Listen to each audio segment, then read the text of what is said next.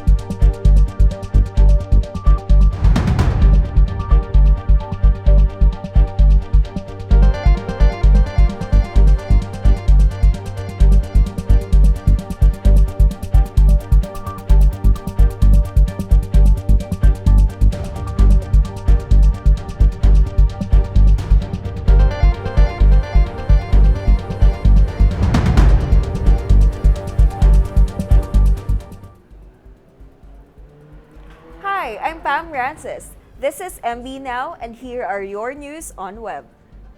7 companies from different countries have signed a confidentiality data agreement while they conduct clinical trials for COVID-19 vaccine.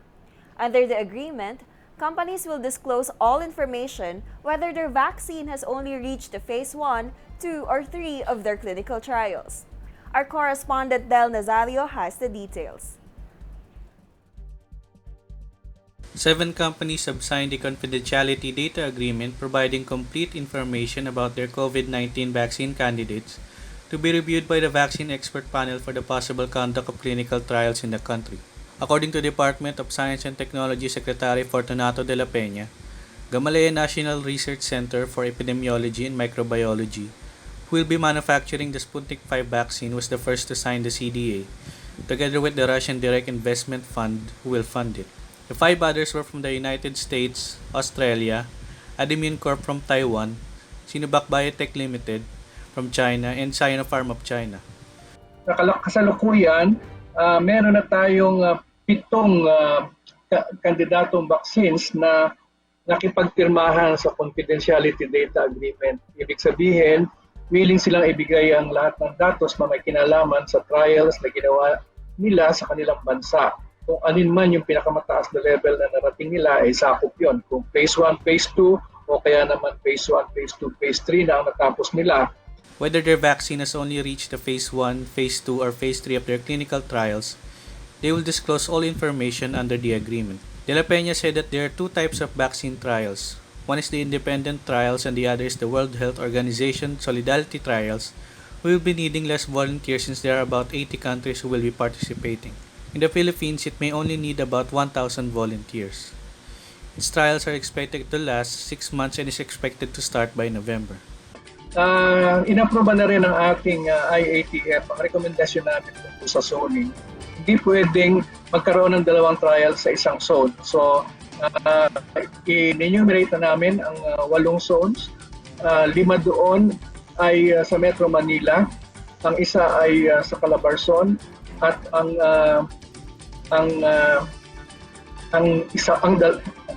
isa ay sa Cebu. So, 6 sa Metro Manila, isa sa Calabarzon, isa sa Cebu. De La Peña added that the Interagency Task Force on Emerging Infectious Diseases has approved the DOS's recommendations on zones where trials can be conducted. He said that 6 will be in Metro Manila, 1 in Calabarzon, and 1 in Cebu. Vaccine recipients under the WHO Solidarity Trials will be recruited from the top 5 to 10 barangays reporting high COVID-19 cases, based on the attack rates per 1,000 population per barangay. For MB Now, this is Del Nazario reporting. The Department of Transportation today said physical distancing measures among commuters in public transportation has been reduced. In a statement, the DOTR said the Interagency Task Force on Emerging Infectious Diseases has already approved the proposal to optimize or reduce the physical distance between commuters inside public transportation units from 1 meter to 0.75 meters. The new physical distancing measure will be implemented starting Monday, September 14. In a recent meeting with the IATF, the DOTR explained that physical distancing measures can be safely adjusted as strict health protocols are now being enforced to contain the spread of the coronavirus disease. With a reduced physical distancing measure, DOTR expects an increase in the passenger capacity. The DOTR said the physical distance optimization will allow Class 2 public utility vehicles and public utility buses to accommodate standing passengers. As for airlines and passenger ferries, optimizing the physical distance between passengers will mean more passengers will be allowed to enter airports and seaports.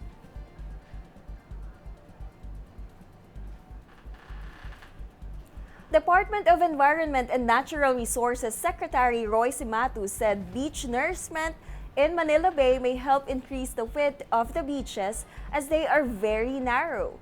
This was part of the DENR's response to a letter sent by the Office of Manila Mayor Isko Moreno last September 7, seeking the agency's clarification on the safety of dolomite to public health. In his response dated September 8, Cimatu pointed out that beach nourishment is the practice of adding sand or sediment to beaches to combat erosion and increase beach width. Cimatu explained it should be applied in Manila Bay because it is not considered prone to coastal erosion as it is mostly protected by seawalls. Regarding the issue on white sand, Cimatu said it is an added aesthetic value of the bay that will also mimic the beaches of Boracay and Panglao. Cimatu reiterated that the dolomite sand used for the Manila Bay project is not known as health hazard. Meantime, Cimatu cited that under the writ of continuing mandamus issued by the Supreme Court on December 18, 2016, a marching order was given to 13 government agencies, including the DENR, to spearhead the cleanup, rehabilitation, and preservation of Manila Bay to make it more suitable for swimming, skin diving, and other forms of contact recreation and for protection of coastal communities. Only 20% of the 7.6 million Filipinos aged 60 years old and above are members or covered by the Social Security System and the Government Security Insurance System according to the Philippine Statistics Authority report. Which is why the Bangko Sentral ng Filipinas is targeting to get 5 million Filipinos to contribute and invest in the Personal Equity and Retirement Account or PERA. Charina Nicole Onki tells us more.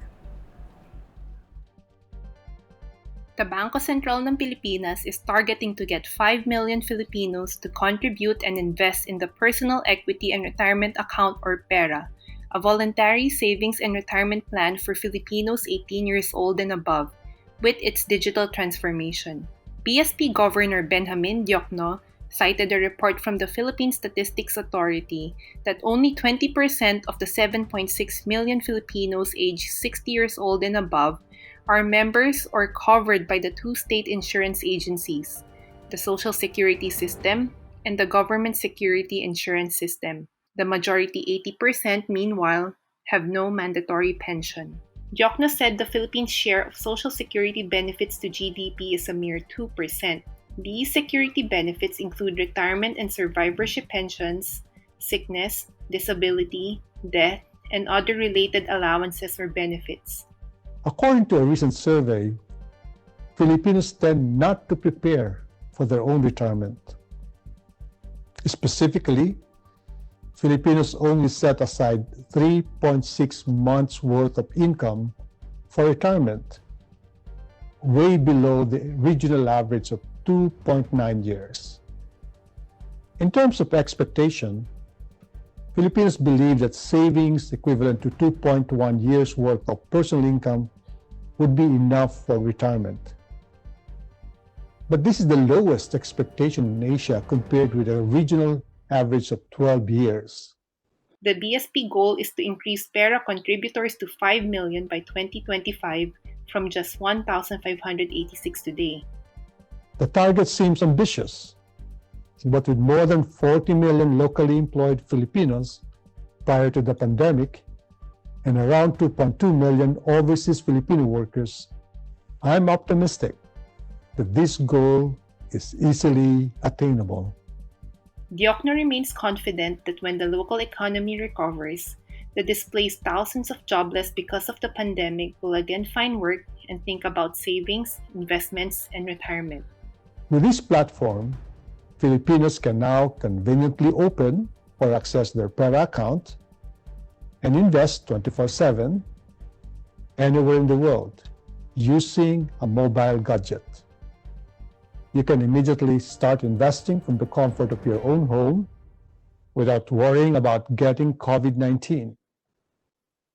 At the same time, the cost of online transaction is relatively cheaper.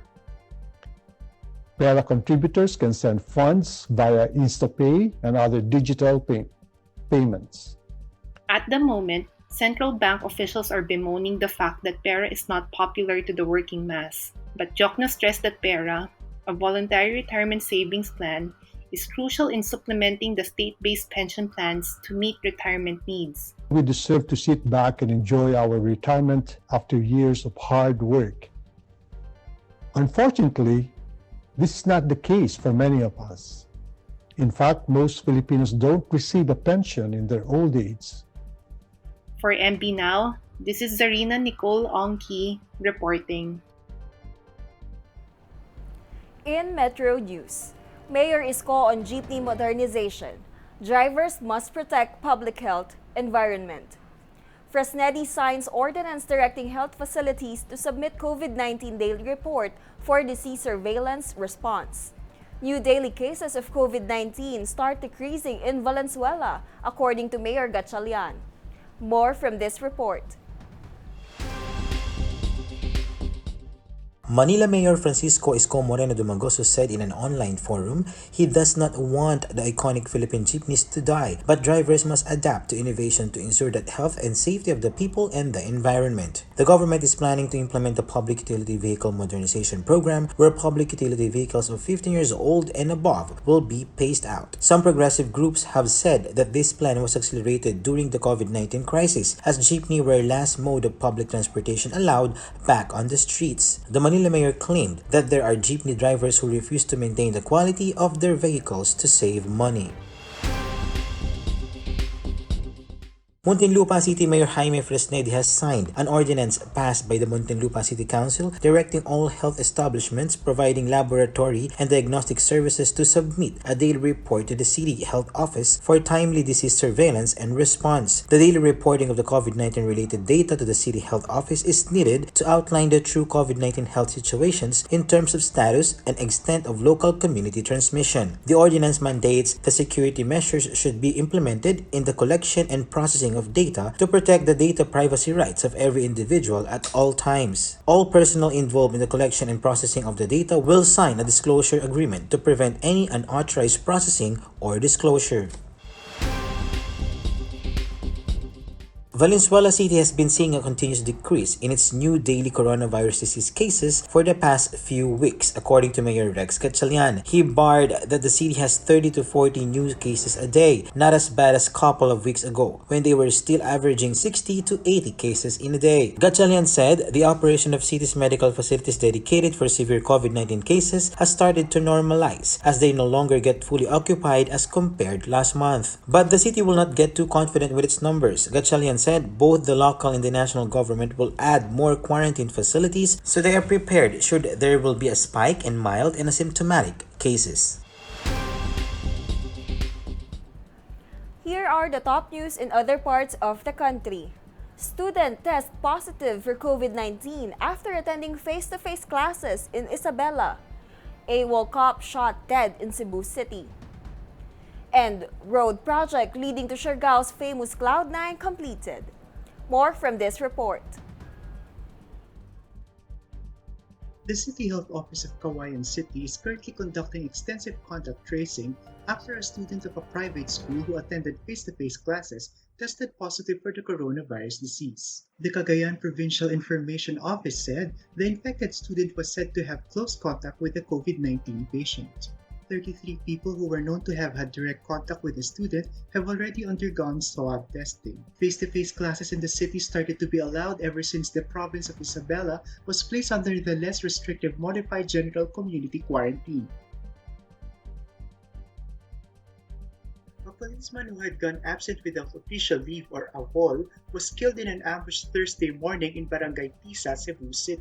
Police identified the fatality as Ruben Requito Kita, 48 years old, who was driving a Toyota Revo when four men aboard separate motorcycles opened fire at his vehicle. Kita died on the spot while his 19-year-old son was taken to a hospital after sustaining gunshot wounds in the body. Chief of the Labangon Police Station, Police Captain Jonathan de la Serna said personal grudges or work-related could be the motive of the attack.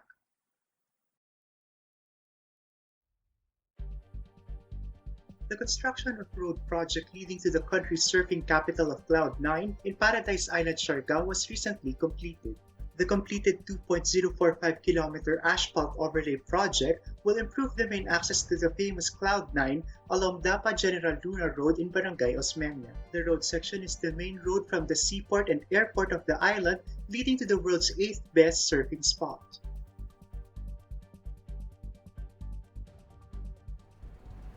In world news, 7 people die on West Coast wildfires. U.S. government study highlights COVID-19 risk from bars and restaurants. And 12-meter whale shark arrives to Cocos Island, Costa Rica. Let's watch this report. At least 7 people, including a 1-year-old boy, have died as the wildfires continue to ravage the west coast of the United States. Firefighters battle nearly 200 wildfires up and down the coast across 9 western states that are currently burning. In California, some 2.3 million acres have burned. Oregon local media reports put the damage at 672,000 acres. In Washington has seen about 500,000 acres burned. According to the Seattle Times, certain areas in all 3 states are experiencing significant drops in air quality. Satellite images showing smoke plumes from the wildfires over Oregon as entire communities have been razed by wildfires raging in the western United States, and officials warn of potential mass deaths under apocalyptic orange skies.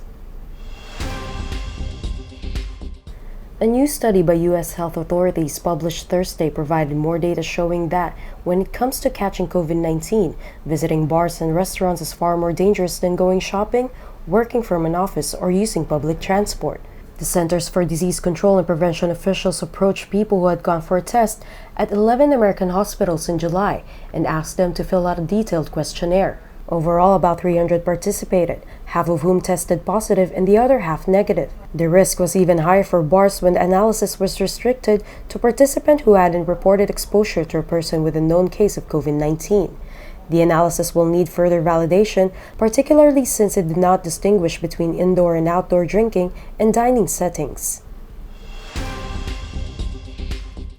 An adult whale shark approximately 12 meters long, which was tagged in mid-August in the north of the Galapagos, arrived to Cocos Island in Costa Rica just 3 weeks after its sighting in the Ecuadorian archipelago. The researchers placed a sensor on the whale shark's dorsal fin to record information of the horizontal and vertical movement of the whale shark. They also took blood sample from the whale shark for further study of the animal.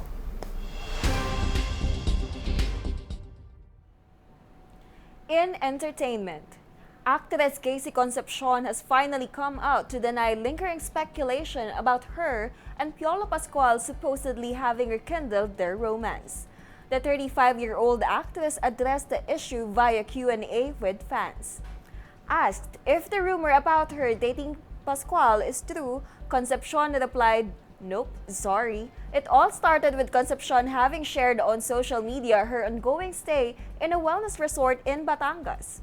With the 45-year-old Pascual also in the same area, having been spending quarantine in his rest house there, many of their fans were quick to assume Concepcion intentionally chose Batangas for a vacation to be near her former flame. It didn't help that a YouTube video of Concepcion allegedly being pregnant with Pascual's child emerged at around the same time. Concepcion's mom, Sharon Coneta, bellied the gossip on social media, deeming it fake news. "All lies," she said.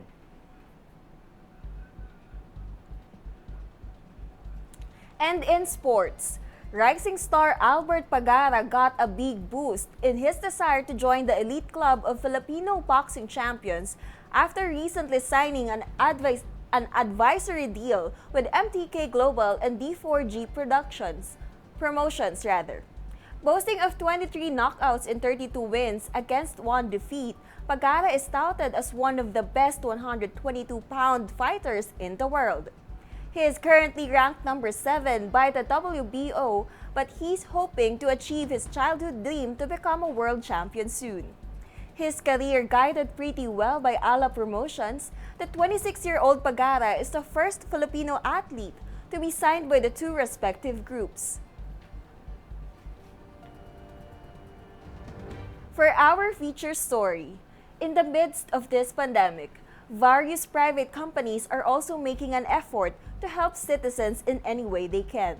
In fact, in the recent Innovation for the Nation webinar mounted by the Manila Bulletin in collaboration with the Ayala Corporation, the local firm highlighted its latest contribution in the country's fight against coronavirus by introducing the Health Now app and the UCL Ventura Flow Generator.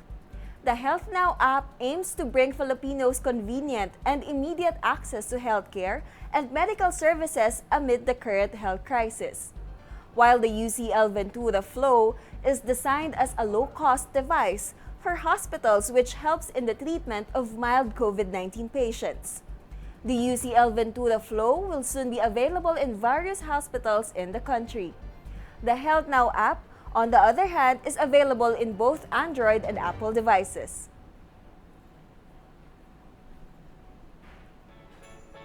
And those are the news on web today, September 11, 2020. It's 105 days before Christmas. For more news and details, get your copy of Manila Bulletin newspaper tomorrow or log on to www.mb.com.ph. You may also subscribe to our newsletter through the link on this video's caption to have the day's latest news delivered to your inbox.